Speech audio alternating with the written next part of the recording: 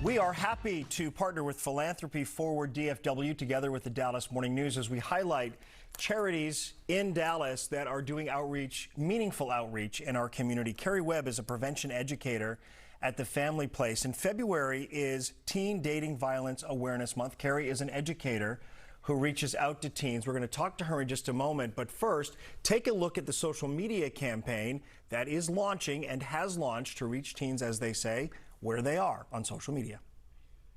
Noticing red flags in a partner. Be gone, don't let go too strong. Get back, don't let go attack. Be gone, don't let go too strong. Follow us for more healthy relationship tips.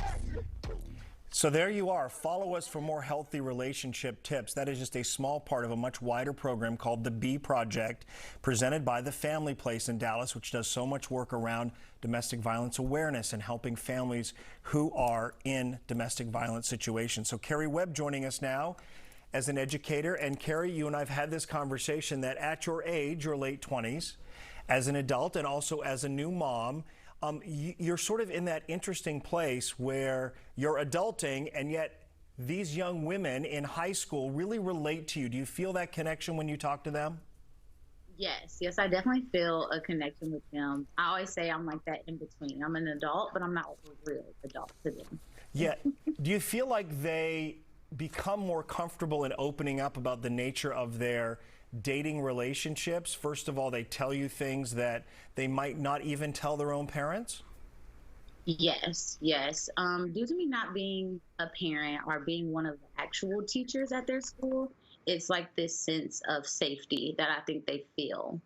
Even with my other coworkers, I think they get that same feeling with their students as well. Let's frame this issue, if we can, around some of the numbers. How prevalent is abuse, mental abuse, physical abuse, teen dating violence? How prevalent is it among the high school community? Yes, 1 in 3 teens actually experience some form of abuse at some point in their lives.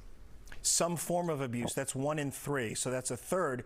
And those are just among the young people who are opening up about it and acknowledging it. Would you say there are many more cases that go unreported for a variety of reasons? Yes, I think there are a lot of numbers that we aren't aware of due to people not feeling comfortable to tell anyone or not being in a space that they feel like they can tell anyone. Some of this issue relates to just the family dynamic, right?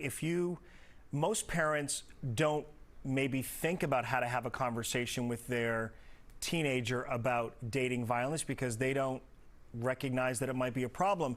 But the other issue might be that that parent is themselves caught up in a cycle of abuse that they don't recognize. Therefore, their younger daughter or son, for that matter, they don't recognize it in their own relationship. Would you say that's true?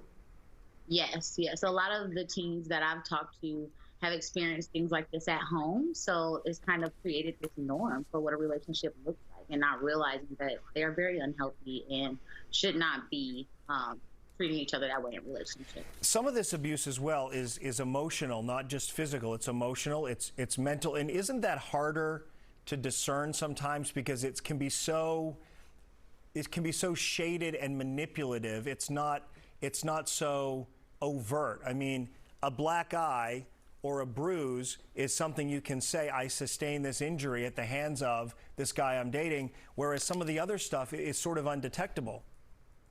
Yes, exactly. I always remind my students that even though emotional abuse isn't going to leave bruises, it's not going to leave marks, it still hurts on the inside, and it leaves that same damage on the inside that physical abuse. Well, we want to put this up here. You have what is a sort of a dating bill of rights, and it says a number of things here. I have the right to trust and confide in my partner, know that my limits will be respected, have space and independence, feel loved. And dovetailing off that, you have a quiz that you present to students where they answer specific questions about the nature of their relationship. Do you recommend for kids to start the conversation at home with their parents and go down that list, those questions, so that a parent can sort of understand the nature of a relationship as well? Yes, I definitely think this is a good starting point with the Dating Bill of Rights. Usually when we go over it with our students in class, sometimes they're even surprised at some of the things that we have on there. They're like, "Oh, I have the right to that. Like, I can ask for that in my relationship." Or they begin to recognize with the quiz, like there are questions, my boyfriend gets jealous or he doesn't want me to wear certain things. I mean, those could be collectively with some other points on that quiz, a red flag, right? Yes. Yeah. Yes. It definitely helps them see some of those red flags or realize that, okay, I don't have this in my relationship, but it would be very important to me to have. Interesting. So these are conversations you're having early with young people, and you're encouraging families to have these conversations as well. In some cases, as we say, a family just isn't equipped because they don't understand what the reference point is for a healthy relationship, and that's where you always come in with your work with the Family Place, and we appreciate it. We want to send people, Carrie, to your website, familyplacebproject.org. You can also go to familyplace.org. They're all over social media, as you saw with the TikTok video. And I'll have an extended conversation with Carrie on February 1st, 10 a.m., although it will live right there on the Dallas Morning News website, part of our Philanthropy Forward DFW partnership. She and I will have an extended conversation about Teen Dating Violence Awareness Month. And we'll be